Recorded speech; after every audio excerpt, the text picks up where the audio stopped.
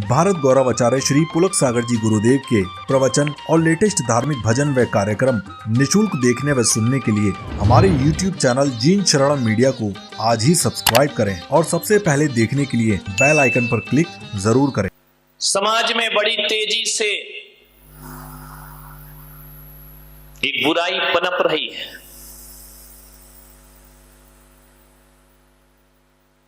और वह बुराई बड़ी चिंता का विषय है। वह बुराई सामाजिक पतन की ओर जा रही है। और वह बुराई यदि कोई है तो नशे की बुराई है।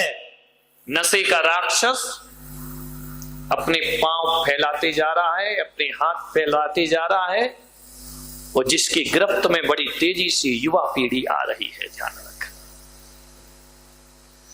बड़े धड़ल्ले से शराब बिक रही है इस देश में। अफसोस होता है कि राजस्थान में जब सूखा पड़ता है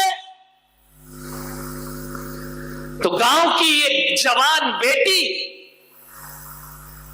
3 किलोमीटर दूर जाती है चिलचिलाती धूप में, तब मुश्किल से एक घड़ा पानी पीने का नसीब हुआ करता है।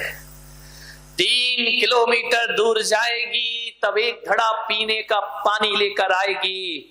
दुर्भाग्य है इस देश का कि पीने का पानी यहां मुश्किल से मिलता है, लेकिन शराब गली गली चौराहे चौराहे गांव गांव में प्राप्त हो जाए। इससे बड़ा दुर्भाग्य क्या होगा कि शराब हर जगह उपलब्ध है, पानी उपलब्ध नहीं है। मान्यवर, मुझे समझ नहीं आती ये सरकार की दोहरी राजनीति। एक तरफ तो इस देश में ऐसा कानून है कि यदि कोई शराब पीकर सड़क पर बहकता हो तो उसे थाने में बंद कर दिया जाए, जेल में बंद कर दिया जाता है। उसके लिए कानून है, उसके लिए सजा है। चेक रही आवाज, ध्यान रखिए, उसके लिए कानून बनाया गया है।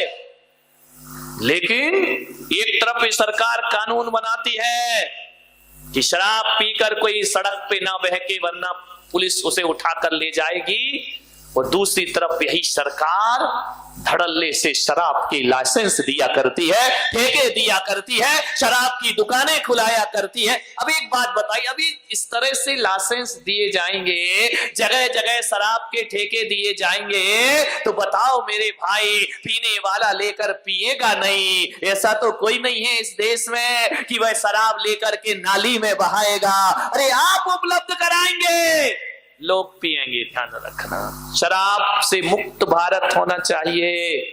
गुजरात में शराब पे पाबंदी है, ध्यान रखिए। मान्यवर, एक निवेदन है मेरा,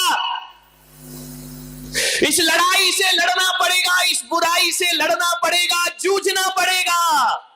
यदि इस बुराई का अंत ना किया तो हमारी सभ्यता, संस्कृति और देश का अंत होने में फिर ज्यादा समय नहीं लगने वाला है। शराब से बचिए।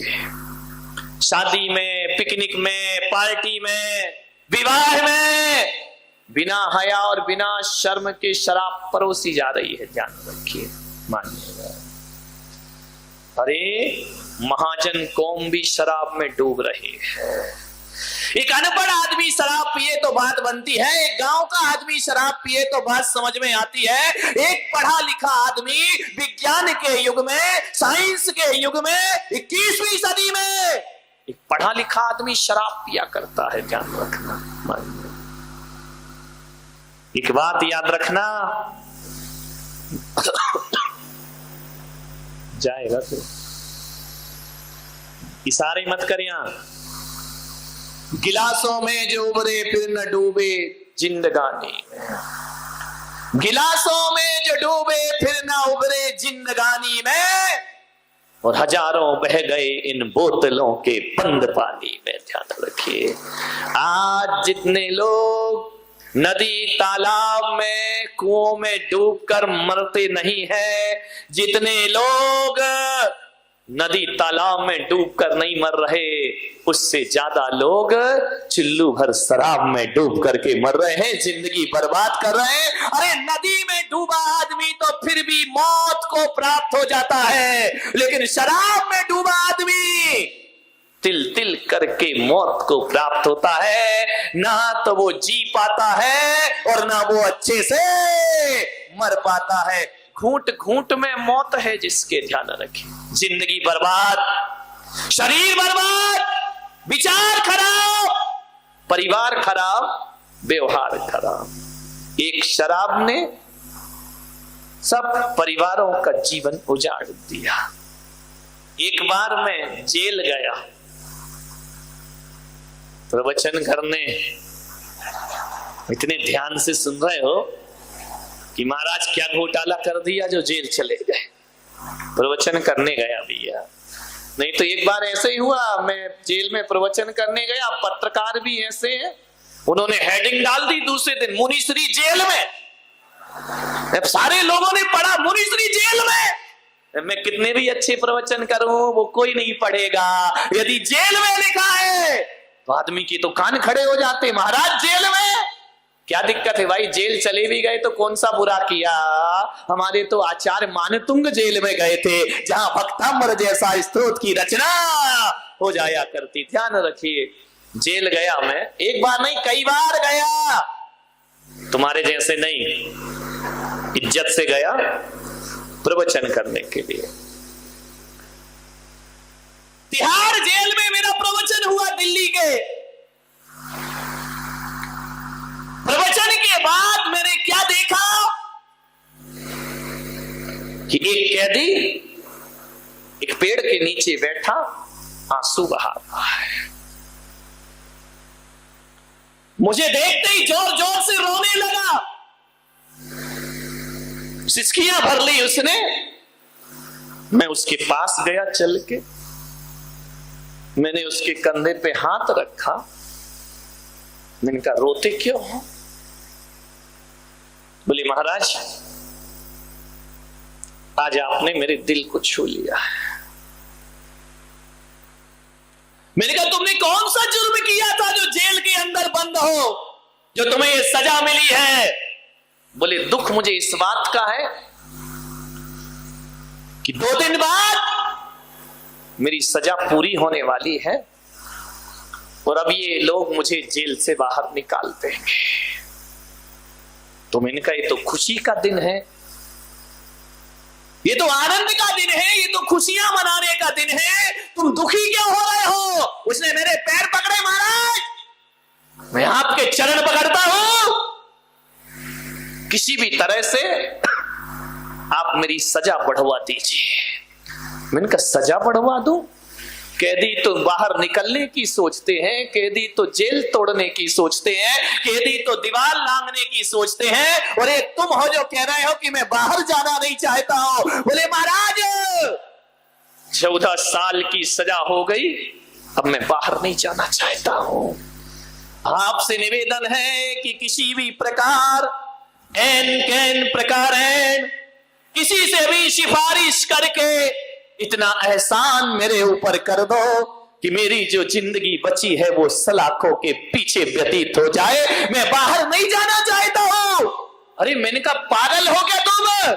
पक्षी आनंदित है, आकाश में उड़ रहा है, स्वतंत्रता का आनंद ले रहा है, एक जानवर भी परतंत्र नहीं रहना चाहता है, और तुम कैसे इंसान हो जो कहते हो कि मुझे गुलामी की इस बेड़ियों में बंधा रहना दो, इन सलाखों के पीछे जीने दो।